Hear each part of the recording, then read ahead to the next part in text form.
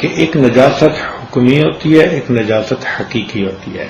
शरीयत ने दोनों को नजासत कहा। जो बंदा गुनाह करता है ना, वो अपने जिस्म को उस नजासत, जो बातनी नजासत है, उसके साथ आलूदा कर रहा होता। कहीं आंख नापाक हुई, अगर गीबत की तो जुबान मुंह नापाक हुआ, अगर किसी के माल को नाजायज इस्तेमाल किया तो हाथ नापाक हुए, दिल नापाक हुआ। इस तरह गुनाहों की वजह से हमारे जिस्म पर उनके असरात होते हैं। तौबा के जरिए और नेक अमाल अपनाने के जरिए से हम इस नजासत से पाक होकर जिंदगी गुजार सकते हैं। अब आप बताएं कि कोई बंदा अगर उस पर नजासत लगी हुई हो और वो बादशाह से मिलने के लिए सामने आ खड़ा हो तो बादशाह उसको पसंद करेगा? कभी भी नहीं। इसी तरह हम अपने नापाक मंसूबों को लेके, नापाक ख्वाहिशात को दिलों में लेके मुसल्ले पे अल्लाह के हुजूर खड़े हो जाते हैं। फिर कबूलियत होगी या क्या होगा? इसीलिए इबादत में मजा नहीं आता, तिलावत में मजा नहीं आता,